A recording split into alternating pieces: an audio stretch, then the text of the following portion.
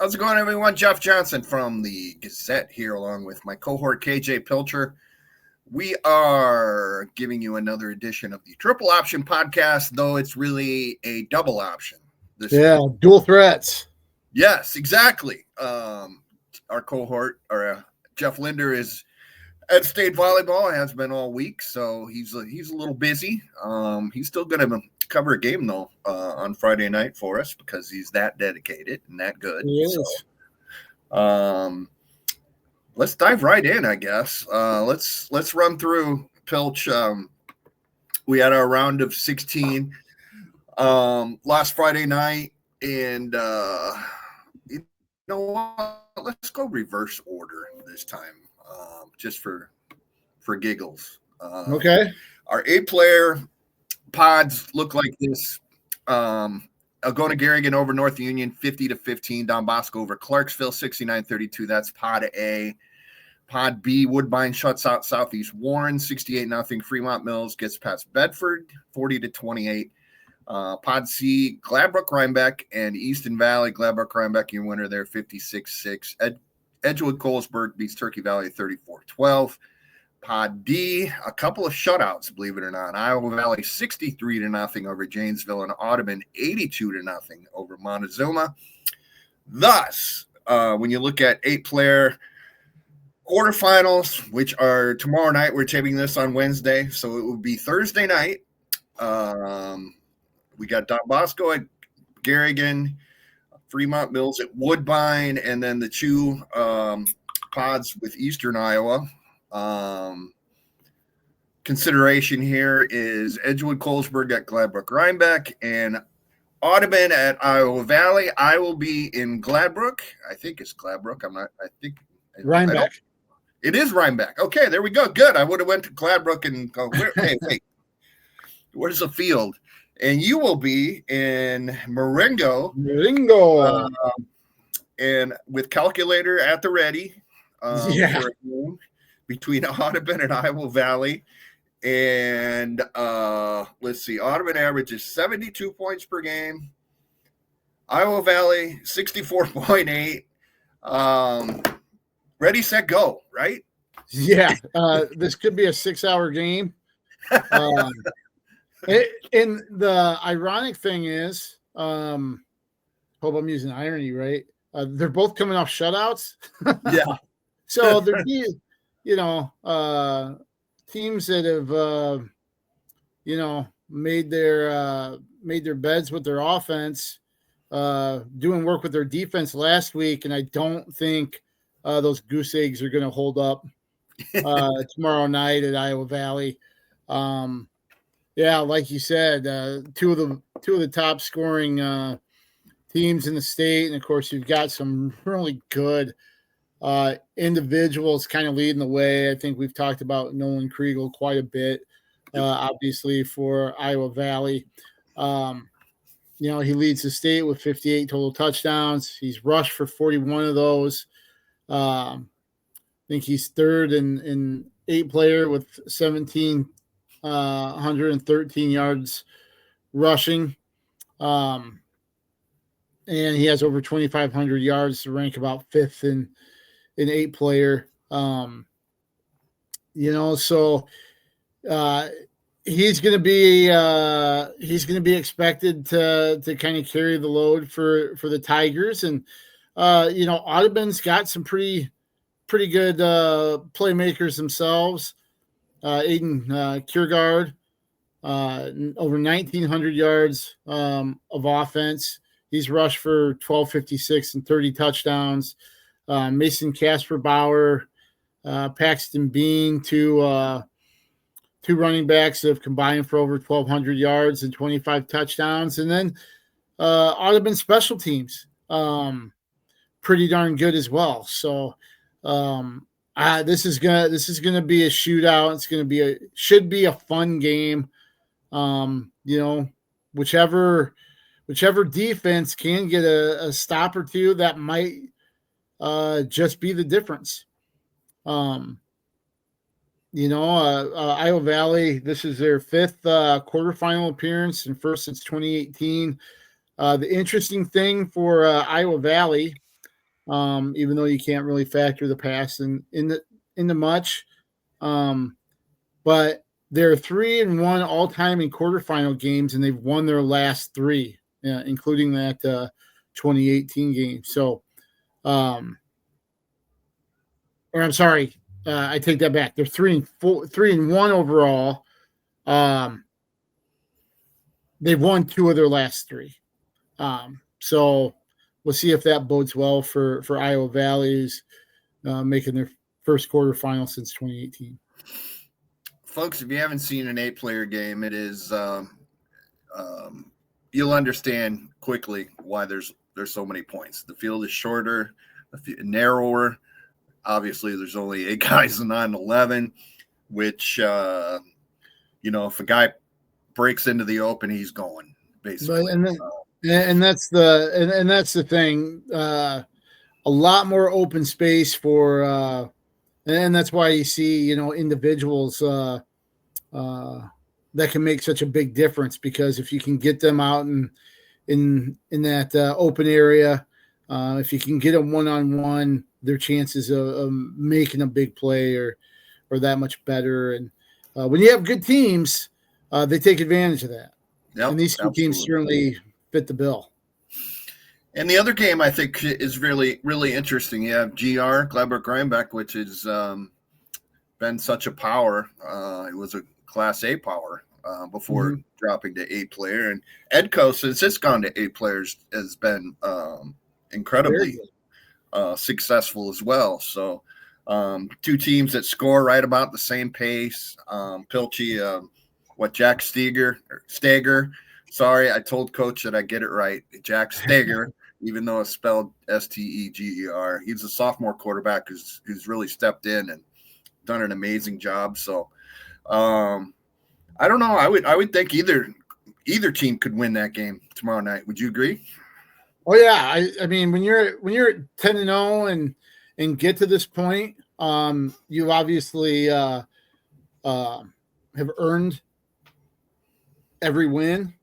And anything can happen. I know it's cliche and it's kind of one of those goofy comments, but man, we've seen it time and time again where you just depends on who's at the top of their game on this night, and if you stumble a little bit, the teams are just too good that you're facing to be able to play anything but your best, right? Yep. And you mentioned Steger. I think a lot of people kind of wondered what it was going to be like when there wasn't a Rochford kind of running the show on the field, right? Because those guys have really been huge assets for the EDCO program. Parker, Price, and those guys. And Steger has just kind of grabbed the baton, grabbed the reins of the offense, and they haven't skipped a beat. He's had 49 total touchdowns, which is 3rd in 8-player. Now he's going to be facing a pretty darn good defense with Gladbrook-Rhinebeck, and the Rebels have a really good offense as well. Trevor Mathern, huge player, averaging 14.2 yards per carry. When you need 3 1/3 for a first down, getting 14.2 per rush is pretty impressive. So can Edco's defense contain him and Hudson Clark, who's a very capable passer? We'll see. That's going to be key. And we've talked about 8 players wide open, lots of point style of play. Gladbrook-Rhinebeck has only allowed 8.1 points per game, and they've scored 10. They've scored 10 touchdowns defensively. So their defense is almost outscoring opponents, which is crazy to think about.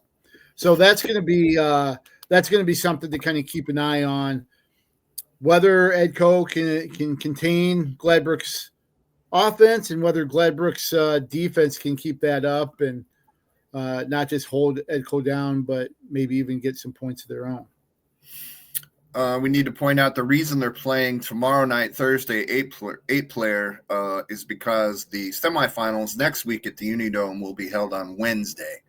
So got to give them time to recover. Yeah, a little bit shortened weeks for the 8-player program, and actually next week will as well for a couple other classes when you consider there's games on Thursday, Friday, Saturday. So moving on up to Class A, when you look at the round of 16, MMCRU beat Lamar's Galen 37-0, Woodbury Central 21-0. In Pod A, those two teams will play at Marcus in the quarterfinals. Pod B is St. Ansgar 53-20 over West Fork. North Lynn upset Pekin 21-3. Pod C is Adair Casey Guthrie Center over Mount Air 21-0. West Sioux beat Sibley O'Shaden 31-14 in Pod C. And then Pod D, Wapsie Valley 24-14 over Macokota Valley. And Linville Sully beats BGM 51-26. So it's Linville at Wapsie, West Sioux at ACGC. We mentioned Woodbury at MMCRU. And then the North Lynn Lynx get to go up towards the Minnesota border where they say a lot and play St. Ansgar. It'll be a tall task. Pilcher, no doubt about it. St. Ansgar leads Class A in points per game at 49.7 and defensively gives up the fewest at 5.9. Yeah. Pretty good formula, right? Pretty good ratio. But this Northland team has played, with the exception of one game at the end of the regular season, has played terrific defense. And I always believe, and I'm sure you agree, is if you can play good defense, you're going to give yourself a chance to win, right? Right. The saying's always defense wins championships, right? And I think we kind of said this amongst ourselves that we might have slept on Wapsie a little bit. Yeah. Or maybe didn't give Wapsie its due. And North Lynn has been exceptional in their one losses to Wapsie. So this is a game. I know we mentioned it's a tough task, but North Lynn's coming off a heck of a performance where they just shut down Pekin 21-3. It's a team that you've got somebody like Will Sommerfeld who's made some big plays. The thing that really surprised me a little bit was Northland's ability to score defensively. They're only allowing 10.7 points per game.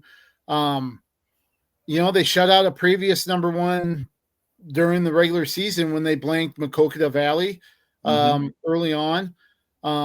But they lead Class A with, I think, 6 defensive touchdowns. And they're second in sacks. So Northland's got a resume that they can put up against anybody right now. Now St. Ansgar is number one for a reason. I mean, that's a team that's just dominated pretty much all year long. And as much as they really kind of pound the football running for 3,230 yards so far, scored 71 touchdowns, including 54 on the ground. Corbin Michaels has been great for them, almost 1,400 yards and 26 touchdowns rushing the ball. But it's not a team that you can just ignore the pass game. Porter Schwesaw, 224 QB rating. Don't know how you get it that high, but he's thrown for 744 yards and 12 touchdowns. So as much as you'd like to just focus on stopping the run, St. Ansgar, can take advantage if you leave the pass game open. But Northland's got, a pretty balanced defense. And if you can get Sommerfeld free to make a few plays, you've got a puncher's chance. In talking to head coach Jared Collum last week about the Pekin game, I asked for a scouting report on St. Ansgar, and he said big up front and then running back, Corbin Michaels, who you mentioned. is 5'4", 180 pounds. So you may not even see him till he's about 2 yards. Exactly, right? kind of hides behind those big fellers up front. Yep. You never see him until you're staring at his rear end as he's running down the field. So. Yep. Good point. Kind of reminds, when you have that kind of thing, it kind of reminds me of that scene in Top Gun where they're all talking about the dogfight practice. And I think it was Hollywood or somebody. It was like they were going against Jester. And they're like, where'd Jester go? And he's like, who go? Because they lost him immediately. So it'd be like, where'd Michaels go? Where'd who go? And then he's celebrating the touchdown. So we'll see. Let's move on up to Class 1A. Our round of 16 last week, Pod A saw West Lyon handily over Lawton Bronson 63-7, and Underwood doubling up West Marshall 42-21. They will play at West Lyon in the quarterfinals. Pod B, Grundy Center over Clarion Goldfield Dows 42-7. Dyersville Beckman shuts out Sigourney Keota 35-0. Pod C, Iowa City Regina over Cascade 52-13. Pleasantville over Hudson 33-20. And then Pod D was South Hardin shutting out Ridgeview 20-0. Trainer over Hinton 35-12. Trainer at South Hardin, Pleasantville at Regina, and Beckman gets to go to Grundy Center, a team or a program that's won 49 straight games. So what do you see here? Pilch, it's been a great season regardless of what happens for Beckman, right? Oh, for sure. I mean, that's one thing where, I really hate to say this, but if you're Beckman, I think you're kind of looking at the fact that you're playing with house money right now. I think everybody has really pointed to the top three in that class, and rightfully so, in my opinion. You've got Grundy, West Lyon, and Regina as the teams kind of leading the way, and then you're looking at a fourth team to join them. So you've got nothing to lose. They have they've had a great season, 9 wins, just the third time since 2013. It's their 7th quarterfinal. The last one was in 2021. So, just go out there and throw the kitchen sink at them, do what you do best, and, hope for the best, I guess. But both teams are really good defensively. Beckman, 8.2 points per game. Grundy only gives up 6.1. Beckman's got some talent. Offensively, Jude Kramer kind of leads the way, 803 yards rushing, 15 TDs. Brady Gogol, almost 1,000 yards passing. So, they can tally up some points when they've had to. Of course, this is going to be a little bit of a different beast with Grundy Center, and Beckman's going to have to try to stop Judge Ravosky. He's just been outstanding, great multi-sport athlete for Grundy, and it seems like he's been a part of their football lineup forever. He's had another season where he's over 2,000 yards and over 30 touchdowns. The thing that I thought was interesting is I've never really thought about him on the defensive side, but defensively, he's got 5 interceptions. So he's somebody that makes a difference, makes an impact on both sides of the ball. He's only thrown 1 interception to 19 TDs, great ratio, but Beckman is 3rd in 1A with 17 picks. So Carter White and Tate Reese have 5 interceptions apiece for the Blazers. And, maybe if they can get some pressure on him, the secondary can make some plays and get some turnovers. That'll help Beckman's chances. But that's easier said than done. Yes, for sure. And then you look at that other game. I think Regina's probably as big a favorite over Pleasantville as Grundy probably is over Dardsville Buckman. And you did a really nice story on.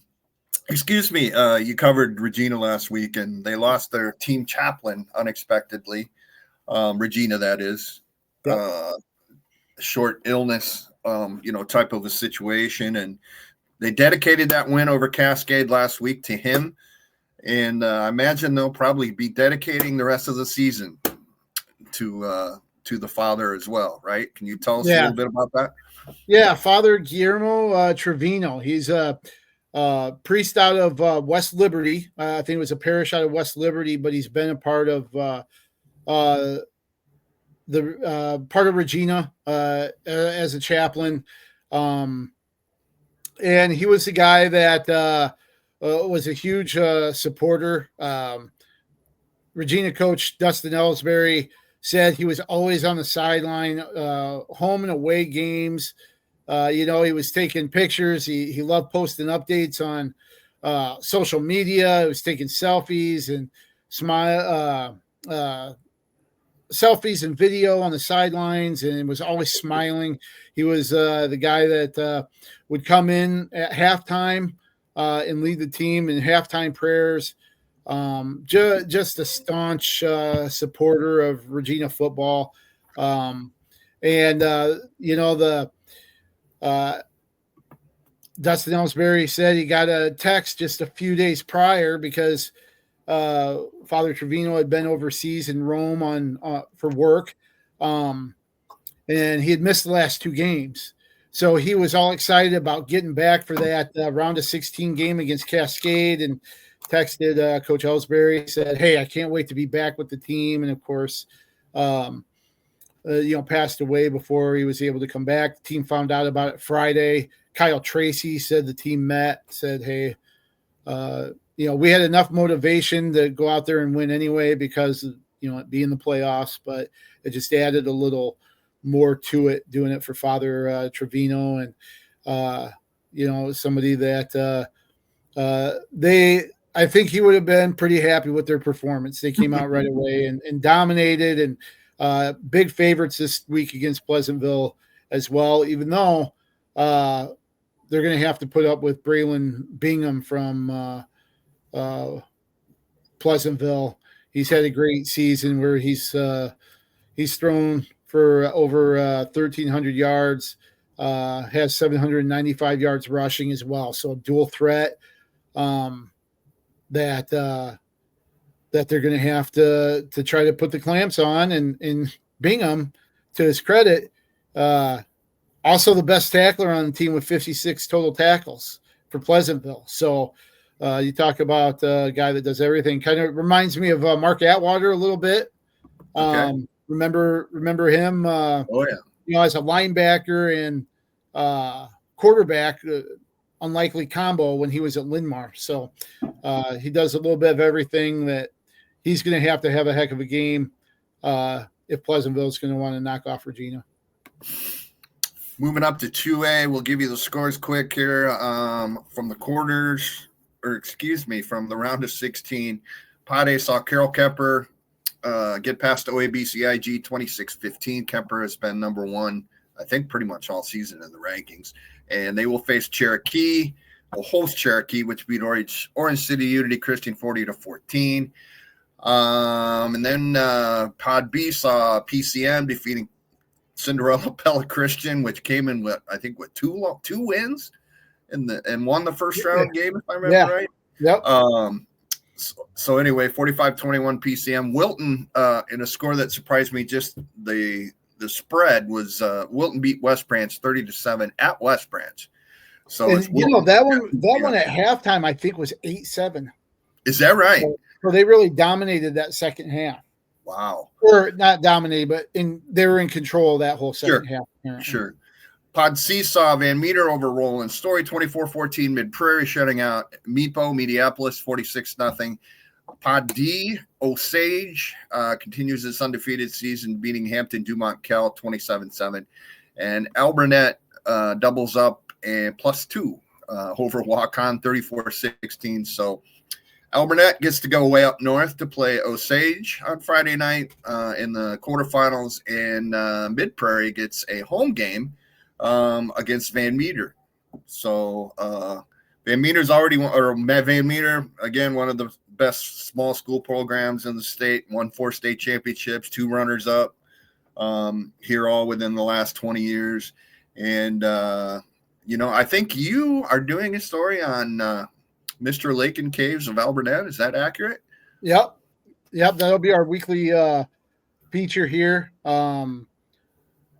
Gonna dive into kind of that the family aspect. It comes from a family of really good athletes there at Alburnett, and obviously he's carried the baton pretty well. Yeah, right. Just a difference maker on the field for Alburnett. I mean, he's their top rusher and receiver. He's got more than 2,100 yards and 25 TDs offensively. Of course, we saw, I think we talked about it before, but, injury kind of hurt an ankle early in the season, and they decided, hey, we're just going to focus on offense until you get healthy or until we really, really need you on the defensive side. So they open up the playoffs, the postseason against Crestwood. They have him playing in the secondary, and he gets 2 interceptions, 2 key interceptions in the second half in a very close game. So just a difference. He's a dude. Yep. Yeah. I mean, that prototypical dude that coaches like to talk about. Just very talented, very athletic, very, very savvy as well. And of course, he's going to be key for Alburnett to knock off Osage. And, interestingly, when I first saw this, I was like, oh, boy, that's going to be a tough one for him. Going up there, Osage is undefeated. They've done so well. But Alburnett's already knocked off two district champs. Two other teams from that district. Okay. Yeah, Crestwood and Waukon are both finished behind Osage in that district. And interesting that the scores with those 2 teams for Osage and Alburnett are pretty similar. So if you're if you're using that transitive property, it should be a close game. You can get burned by that a little bit. Osage does have they kind of counter Caves with Quinn Street. He's got 3,100 yards of total offense, 39 touchdowns, throwing for over 1,700 and rushing for 1,400. The one thing that I think is going to be key, it's going to be positive yardage for Alburnett's offense, because Osage, they have 105 tackles for loss and 24 and a half sacks. So they live on the opponent's side of the line of scrimmage. If Alburnett can just kind of push and keep from giving up those losses, that's going to help their chances and protect the ball, because Osage has forced 19 turnovers.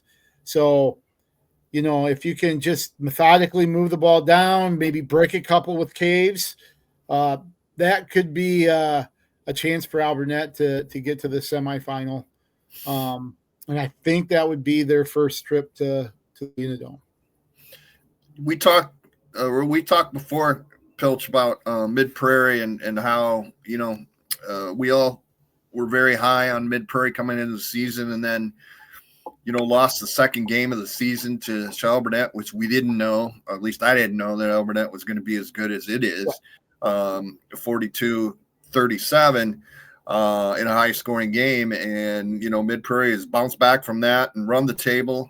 Has a win over Wilton, which also is in the in its pod championship game. So why not the Golden Hawks, right? Here against Van Meter? Yeah, why not? And they've been sneaky good all season. They've kind of Golden Hawks flying under the radar a little bit. I think this is their second straight season in the quarterfinals. Mm-hmm. So they've got that experience. I think it might have been the loss to Wilton last year in the quarters. But it's their 7th quarterfinal in program history. And, the Hudson Ehrenfeld has been, a key piece for them. He's obviously their leader on offense, a real versatile running back, over 1,500 yards, 21 touchdowns, 980 and 15 on the ground. But they also have a little bit of a passing game with Brooks Weber, Caden Koss, Carson Humphrey. So they have the ability to air it out if they need to. Defensively, they've got 12 interceptions. I think Humphrey has 4 of those, and 26 total turnovers. So they're ball hawks on that side of the ball too. And they're second in 2A with a 27.7 point margin of victory so far this season. But I think this is by far going to be their toughest challenge. Van Meter, a couple of losses, and I think maybe some people might have sold the stock on the Bulldogs at one point in the season, but they've really battled back, played really well. The thing that blows my mind about Van Meter, they have made the last 10 semifinals. They have a streak of 10 straight semifinals.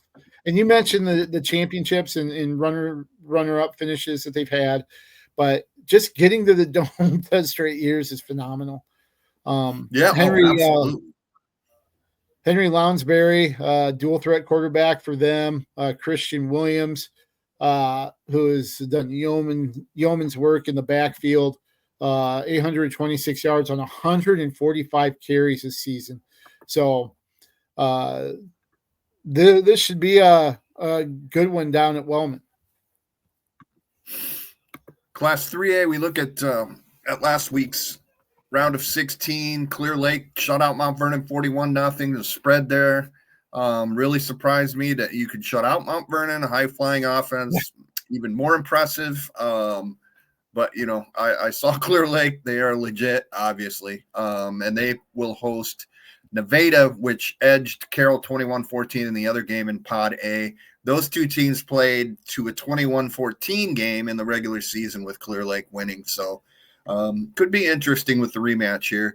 Pod B saw Solon over Benton Community 31-6, a game that was way different. Benton Community in the regular season played Solon on its ear and almost won that game. Not so much this time around. Solon got off to a quick start. And Solon will host Winterset, which beat Independence 28-6. That's Pod B. Pod C, West Delaware 35-21 over Mount Pleasant. And Dubuque Wahlert shut out DeWitt Central 38-0. So it's Wahlert at West Delaware. Again, a rematch of a game from the regular season that West Delaware won. And then Pod D, Sioux Center 28-10 over Des Moines Christian. And Sioux City Heelan beats Atlantic 28-6. Sioux Center at Sioux City Heelan. And Heelan won the regular season matchup there. So we have a lot of rematches, right. 3 of the 4 here from the regular season. So what do you make of Solon, Winterset, and West Delaware and Wahlert, KJ? Okay, so I'm going to have to kind of go back to last week when I said, I think Benton could be competitive with Solon. So I've got to give my heartfelt apologies to the Spartans for that one, because they certainly proved that to be a falsehood. The Spartans are clicking right now, and I really like their chances.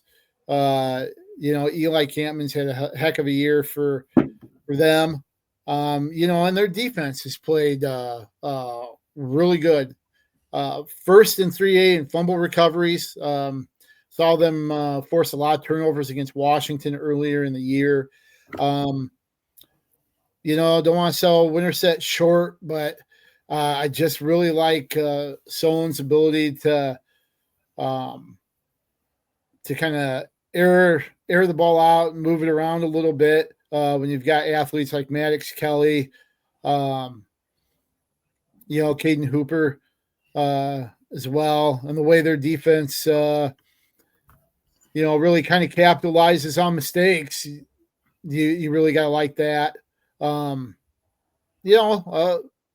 Winterset's a run-oriented offense. They've rushed for over 2,200 yards. But I think that might even just work into Solon's favor a little bit.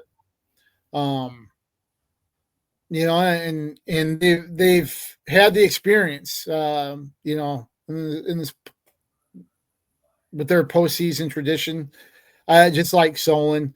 The 3A game I'm really looking forward to is Wahlert West Delaware. That was a game I was at in the regular season where it was kind of back and forth, and the West Delaware. Well, Wahlert drove into West Delaware's 10, and West Delaware kept them out of the end zone in the final minute, forced a turnover on downs, and escaped with a 27-20 win. You know what you're going to get with West Delaware. Yeah, they're going to pound the ball at you. Sure. Austin Schneiders, Jack Cantwell, McCoy Rowling, those three. They've rushed for almost 3,000 yards, 29-65 actually, and 41 score. So you know what you're going to get. Waller's well aware of it, but trying to stop it is something totally different. And the only team that's been able to do that so far is Clear Lake. The Golden Eagles, their revenge tour, right? They got beat by Central DeWitt and avenged that in a pretty emphatic way, 38-0 last week. Can they do it again? It'll fall on the shoulders probably of JP Elbert. He's their top passer and leading rusher, almost 1,800 yards. So we'll see if it's going to be another one that'll come down to the very end. And in games like this, it's going to be, okay, what did we learn from the last time we played these guys? It works on both sides. And whoever makes that adjustment or fixes those things, it's usually going to bode well for them in the rematch, and we'll see what team does. The one thing I will say really, really quick about West Delaware that I find simply amazing, and I was talking to Brad Stovey about this earlier today. West Delaware did not have a returning lineman starter on the offensive line. So they've rushed for almost 3,000 yards with a whole new cast of linemen. And usually you have one person that's got experience, and, you can at least have him kind of direct and bring people together. You've got whole new starters up front. And I think that shows, one, a great coaching job. Also, tip of the fedora to those guys, because they're all green and they've come together and run the ball so well. That's a pretty good achievement, good accomplishment for them. 100%. Class 4A, as we move up to 4A here, Pod A saw Cedar Rapids Xavier shut out Waverly Shell Rock 47-0. Not a surprise, honestly, there. Adel DeSoto, Minburn, ADM edged North Scott 27-24. So it's ADM at Xavier on Friday night. Coach Wink, Doug Winkowich, former West Delaware coach, as we've been talking about West Delaware. He comes back to Eastern Iowa for that one. Pod B, we saw Newton over Fort Dodge 51-7. Gilbert beat Council Bluffs Lewis Central 27-24. So it's Newton at Gilbert. Gilbert and Xavier, I believe, are the only two undefeated teams in the class remaining. Pod C, Sergeant Bluff Luton over Lamar's 42-7. North Polk beats Glenwood 35-21. So the defending champs, that's North Polk, goes over to Sergeant Bluff Luton to play. And then Pod D, Pella 17-14 over Davenport North on a last-second field goal. Decorah 25-24. Revenge on Western Dubuque, excuse me. How about that finish? How about that finish with Decorah? What was it? 30 seconds, less than 30 seconds, I think. Touchdown for Tanner Cadell, the quarterback, on a 1-yard run, and then Coach Mike Tangen decides to go for the win. It goes for 2. Cadell completes a pass in the end zone, on the front of the end zone. It was really close for the 2-point conversion, and the Vikings move on and will make, Pilch, a 3-hour and 30-minute bus ride to Pella for Friday night's quarterfinals. And I don't know if bus legs are a thing, but we will find out. That is a long, long trip for the Vikings. Between them and Audubon, coming from Audubon to Marengo on Thursday. We'll find out. Yeah, it almost seems it's like, how in the heck do you put those put those pairings together? But again, it's part of the reason why I guess Decorah doesn't have a conference. Up in no man's land. They are up in no man's land, unfortunately. So, but what do you see? Xavier, I would imagine will be favored over ADM, but ADM's only a 1-loss team and had over 500 yards offense last week against a good North Scott team. And, Pella Decorah, certainly it's got to be a coin flip game again if Decorah can keep its legs from that long bus ride. Yeah. I think we've talked about how Xavier has looked like the best team in 4A most of the season. This is going to be another tough test for them. We mentioned Winkowicz and Schulte. Their paths have crossed before when he was at West Delaware, so they know, both of them know it's going to be a physical, hard-fought game. You've got Hudson Scholl for ADM. He's got a couple good targets out there, but he's passed for 1,473 yards. He's rushed for 1,092. Reed Obstarchik gives him another quality back, 930 yards and 17 scores for ADM. And the reason why I kind of emphasize the rushing part there with those two kind of reminds me a little bit of how North Polk had success against them last year. Yep. Even though I think this is a better Saints team. But I think one of the ways that you're going to beat this Xavier team is by keeping the ball out of their hands, if that makes sense. Yep. And you've got Cash Parks doing what he's done, Carter Hoffman running the ball. Parks has been super efficient, completing 77% of his passes. They've been able to dial some deep passes up to Ryan Kelly. Has been a top receiver, 36 catches, 635 yards, and 8 touchdowns. But if ADM can move the chains, running the ball and drain the clock, and then being able to put points on the board by keeping Xavier off the field, their offense off the field, that's going to be how ADM wins this game. But that's, like we've said a couple times, easier said than done.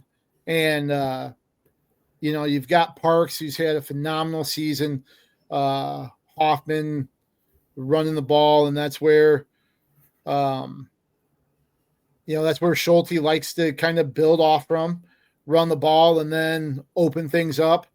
We'll see if that's going to be able to work. And, Jim O'Connell's going to have something cooking to try to shut down that run game and try to get ADM into long passing situations. So if Xavier can keep, ADM from marching along and then avoid big plays, you like their chances. And then, Decorah at Pella, this is two really, really good traditional programs. This could be, another barn burner coming down to whoever has the ball last or whoever has the ball in the final minute to make a play. Pella's got a really good running back in Emmanuel Deers, who's had over 1,700 yards rushing. Both defenses have thrived with takeaways. I think 19 for Decora and 16 for Pella. So you're going to have to protect the ball. And, I think this is the first meeting between the two teams since 2008 when they met in the state semifinals that Decora won 37-20. So was that Josie Jewell's team maybe?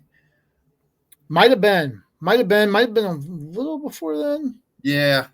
I think I don't think Josie's quite that old. Sorry, Josie. But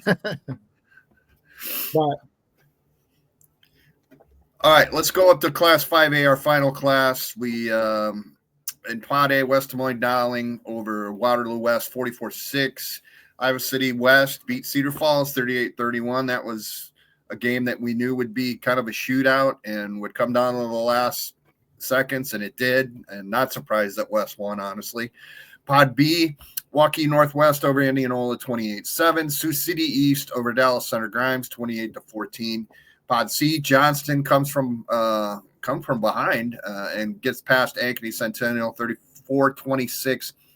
West Des Moines Valley edges Cedar Rapids Prairie 26-20. Prairie played with Valley all the way, lost quarterback Kale Kongshog in the second quarter to a broken arm, which was a big factor, I would think, in that game. And then Pod D was Iowa City Liberty over Waukee 34-20. Southeast Polk, the champs die hard, man. Four-time defending state champs, looking a lot like last season when they were under everybody's radar. They barely made the playoffs. Same type of situation here, and they beat Ankeny 21-14. So Iowa City West against West Des Moines Dowling, and I believe that game is at Mediacom Stadium, which is on Drake's campus, because Valley will be hosting Johnston, I believe. Or maybe that's the other way around. Anyway, Valley and Johnston play. Sioux City East at Waukee Northwest, and then Southeast Polk comes to Iowa City Liberty. Is this going to be all suburban Des Moines quarter or semifinals, Pilch? God, I hope not. But I don't think so. I still like Liberty's chances to win. This is a team. So Liberty waxed them, right, in the regular season. Yep. 38-20, and it was 38-0 going into the fourth quarter. And at Southeast Polk. Yep. Yeah, at Southeast Polk. And Southeast Polk just added 20 really meaningless points at the end of that, right, on September 5th. Yep. So right there, you're thinking, oh, man, hope Liberty didn't say anything to really light a fire under them that they're using for bulletin board material coming into this one. You also think, that beating has Southeast Polk motivated, but I guarantee you Scott Chandler or somebody has pointed out how they had Southeast Polk on the ropes last year in the Unidome, and Southeast Polk came back and beat them. And this team, from the first day of practice, when I went out and talked to Reese Reddig and Pryor Reiners and Jordan Schrader and a couple others, they talked about how this was a team, even though they graduated some really good skill players, that they felt was a state title contending team, and that they learned from last year, and that they were focused and determined to get back to the Unidome. So they're going to be thinking about last year as well, and not just sitting back thinking, oh, hey, we beat these guys already once this season. Liberty is going to be fired up and ready to go, I think, for this one. And of course, it all stems around Reese Reddig. He's the guy that really makes things click. Not just with the way that he runs the ball, but the way that he leads and the decisions that he makes on the field. And I still remember after the Iowa City West game, when they when they got that big win, overcame kind of a slow start. And Scott Chandler said, Reddick does so many things that people in the stands don't understand or don't see and don't realize that our success stems from his knowledge and his IQ. And that's going to serve them well, I think, when you get to this quarterfinal round and if they're able to advance. So that's going to be big, maybe even bigger than the yardage or scoring production that he might directly have. He's got some good targets. Pryor Reiners, we mentioned, one of his top receivers, Leo Raz, Jordan Schrader, Brody Beaver, and Adrian Cherry in the backfield. So hopefully they can get those guys free and make some big plays, kind of use whatever worked the first time around with some wrinkles. And of course, the Rams have really caught fire. Stanley Cooper over 1,200 yards rushing on 145 carries. So, both of these teams score a lot.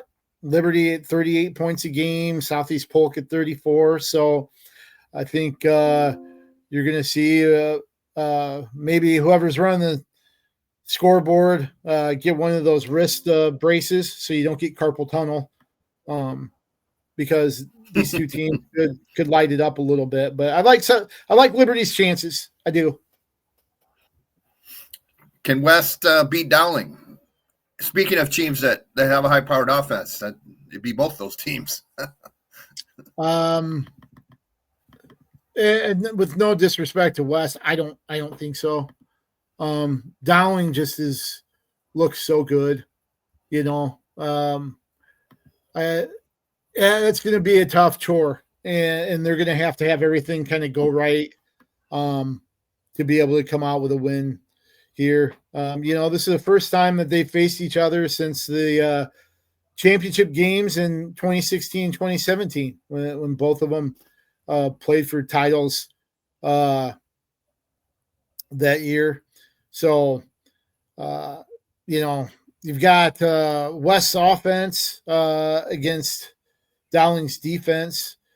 The Trojans score 43 points a game, but Dowling only gives up 8.1 against a really, really tough schedule that they face all year long. So it just, you've got Reese Wheeler, who's had a great season passing the ball. Ethan Headings, who's been his top target, over 1,100 yards receiving and 13 touchdowns.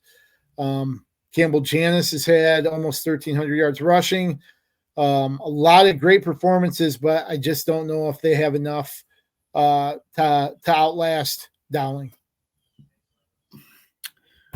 All right, that's what we got for round of for the quarterfinal round, folks, in every class.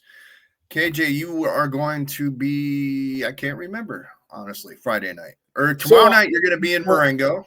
I'll be in Marengo on Thursday night, and then I'm heading back up to Manchester for the West Delaware rematch. I was there the first time, and looking forward to a game similar to that regular season matchup, and looking forward to it again. And where are you going to be? I will be, let's see, Edco at Gladbrook Rhinebeck tomorrow night, an 8-player, and then back down to Iowa City Liberty for a second straight week just to watch Liberty play Southeast Polk. Reddick got banged up in the second quarter of their game Friday night and sat out a series and a half.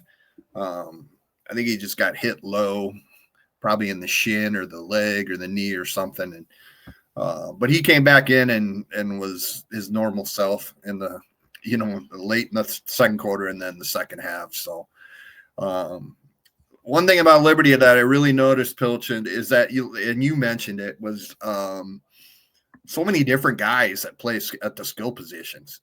It's crazy.